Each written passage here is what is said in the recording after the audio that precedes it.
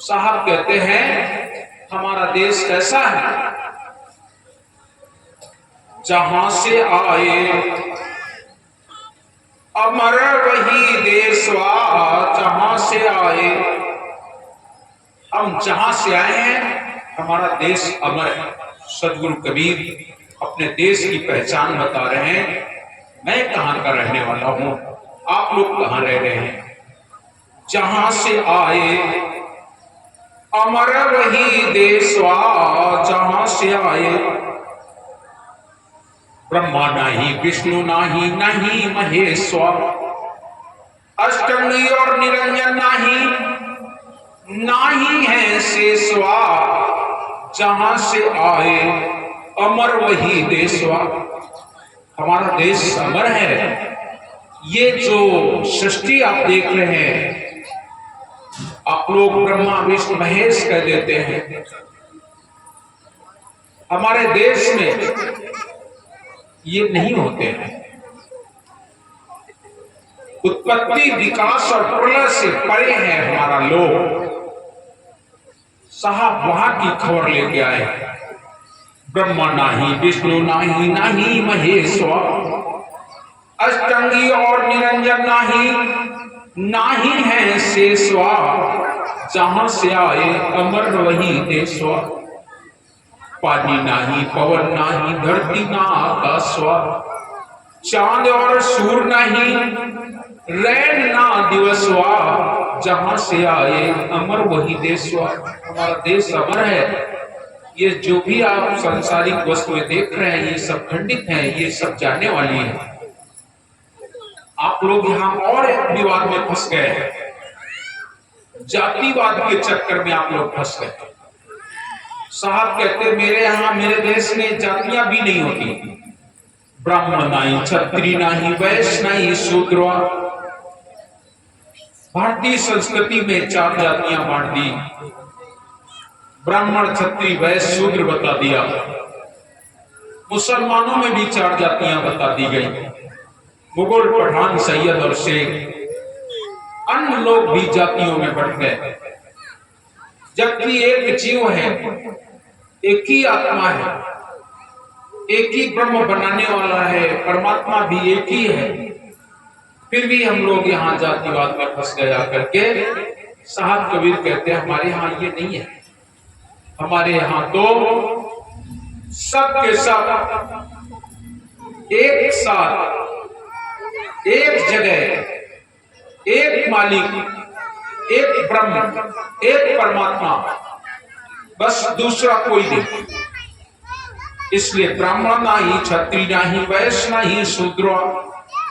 हमारे यहाँ ये विवाद नहीं है। ये केवल जीवों को फंसाने के लिए विवाद बना दिए गए कि जीव इनमें उलझ जाए और इन्हीं में उलझा रहे। ये जीव अपने निजधाम, निजलोक ना पहुंचने पाए। काल ने ऐसा जाल बनाया है कि जीव को एक नहीं, अनेक बंधन से बांधिया एक बेचारा जीव। एक जीव को एक बंधन नहीं लगे, अनेक बंधन, अनगिनत बंधन, ऐसे सूक्ष्म के सूक्ष्म बंधन हैं जिन बंधनों को हम देख नहीं पाते, समझ नहीं पाते। वो बंधन हमारे जीवन में डाल दिए गए और केवल इसलिए कि ये जीव इस संसार में ही भटकता है, आवागमन के चक्र में बना रहे। ये जीव इस संसार से निकलने ना पाए, अपने लोक को ना पहुंचने पाए, इसलिए अनेक बंधन से बांधिया एक बेचारा जीव। एक बेचारे जीव को अनेक बंधन में बांध दिया गया। उन बंधनों से मुक्ति दिलाने के लिए सद्गुरु इस संसार में आते हैं। उनका आगमन किसी और उद्देश्य के लिए नहीं, केवल इसलिए ये सभी जीव। साहब कबीर की एक विशेषता है, उन्होंने पक्षपात नहीं किया, मेरा तेरा नहीं, समस्त, संपूर्ण मानव, संपूर्ण संसार, समस्त जीव, उनके उद्धार की बात कही है। सकल सृष्टि को तारो भाई, तब जग में नाम कबीर का। सारी सृष्टि का उद्धार करने की बात करते हैं। तो वो किसी एक विशेष व्यक्ति, विशेष जाति से कोई लेना देना नहीं। साहब कबीर इसीलिए कह रहे हैं, ब्राह्मण नाही, क्षत्रिय नाही, वैश्य नाही, शूद्र। यहां ब्राह्मण, क्षत्रिय, वैश्य और शूद्र नहीं। ब्राह्मण नाही, क्षत्रिय नाही, वैश्य नाही, शूद्र। मुगल और पठान नाही, सैयद ना शेखवा, जहां से आए अमर वही देशवा। हमारा देश अमर है, वहां पर ब्राह्मण, क्षत्रिय, वैश्य, शूद्र नहीं, मुगल, पठान, सैयद, शेख नहीं। ये सब के सब यहां आप लोगों ने बना लिए हैं, इस संसार में आप लोग बना लिए हैं।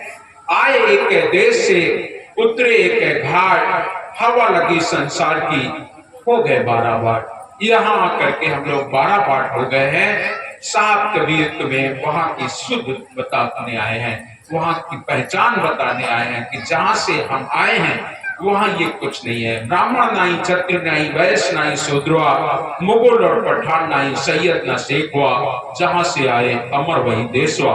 कहां से साहब कबीर लाए एक संदेशवा। वहां से साहब कबीर एक संदेशा लेकर के आए हैं। कहां से साहब कबीर लाए एक संदेशवा। सार शब्द गई के चलो वही देशवा। अपने देश चलना है, अपने लोग चलना है। सार शब्द को कह करके उस नाम को पकड़कर अपने लोग को चलना है। सतयुग में सतसुकृत के नाम से आए, माता सतेजी बाई को 7 वंश की गुरुआई गद्दी दिया। त्रेता युग में मुनिंद्र कबीर के नाम से उनका आगमन हुआ और उन्होंने चतुर्भुज साहब को 16 वंश की गुरुआई गद्दी दिया। द्वापर युग में करुणामय के नाम से आए, राय बंके जी गुरु को 27 वंश की गुरुआई गद्दी दिया। और कलयुग में सदगुरु कबीर साहब का आगमन कबीर नाम से हुआ। धनी धर्मदास जी साहब को 42 वंश का पर्दा था। धनी धर्मदास जी साहब एक धनी वाणी सेठ, सदगुरु कबीर की भक्ति में अग्रणी हो गए, निपुण हो गए।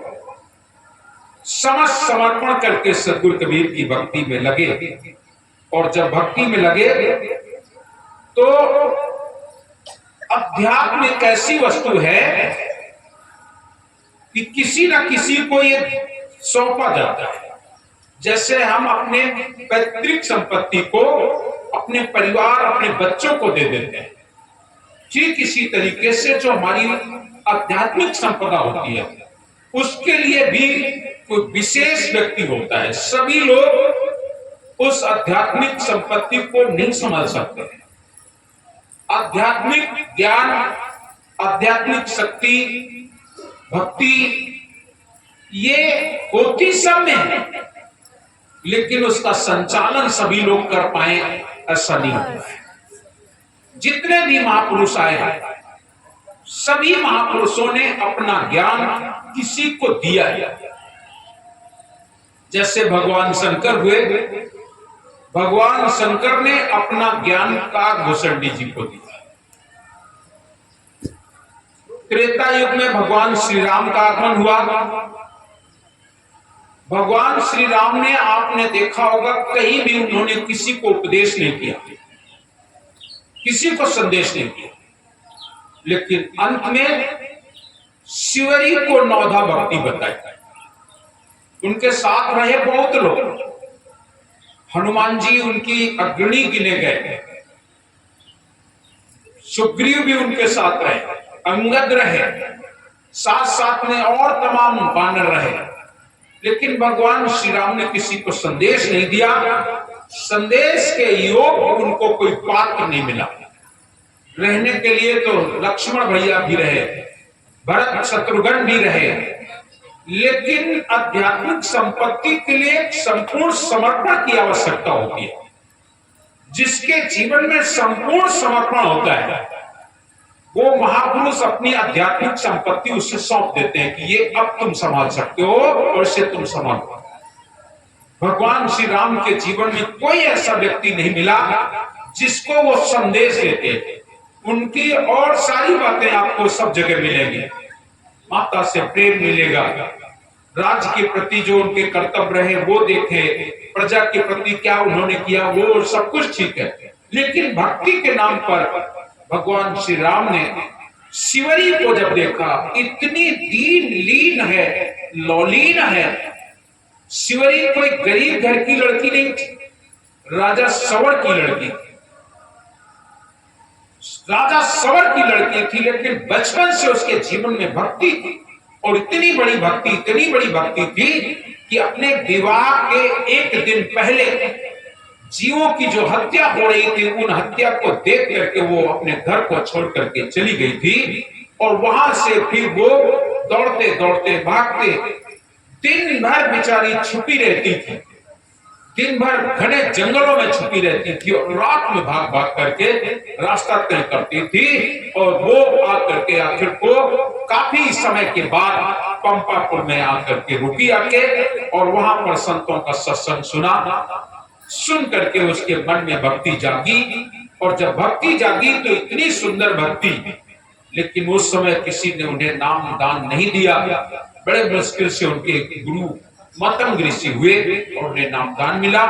जब उन्हें पता लगा कि भगवान श्री राम आने वाले हैं, तो आप विचार करो, केवल उसका ध्यान एक ही में लगता था कि कब राम आएंगे, कब राम आएंगे, ऐसा मन में विचार रखती थी। भोजन तक का उसके पास समय नहीं था। वो केवल दो दोना बेर तोड़ के लाती थी, रखती थी और फिर निहारती थी, और इसके बाद नहीं आते थे तो नींद कहाँ आने वाली थी। नींद नहीं आती है ऐसे लोगों को। सुबह होगा फिर बेर तोड़ के लाती और बासी बेर खाती। ऐसा करते समय गुजरता गया, और जब रामचंद्र जी आए तो झूठे बेर खुद खाती और राम से कहती खाओ, कैसे मीठे मीठे बेर, ऐसा कह करके उनको खिला दिया। उस समय भगवान श्री राम को लगा कि इससे अच्छा और कोई भक्त मुझे नहीं मिलेगा। तब माता शिवरी को भगवान श्री राम ने नौधा भक्ति सिखाई। हे शिवरी, मनुष्य जीवन का अगर उद्धार होना है तो प्रथम भगति संतन दर्शन। पहली भक्ति में सत्संग होना चाहिए, संतों का संग होना चाहिए। अच्छे लोग अगर हमें मिल जाएं, अच्छा सत्संग मिल जाए तो हमारा जीवन धन्य हो जाता है। प्रथम भक्ति संतन कर संगा, दूसर भक्ति मम कथा प्रसंगा, तीसरी भक्ति अमान, चौथे में नाम, पांचवें छठवें सप्तम सब महिमा जब देखा, हमसे अधिक संत कर लेखा। नौधा भक्ति ने ज्ञान दिया, और नौधा भक्ति ज्ञान दे करके वहां से चले।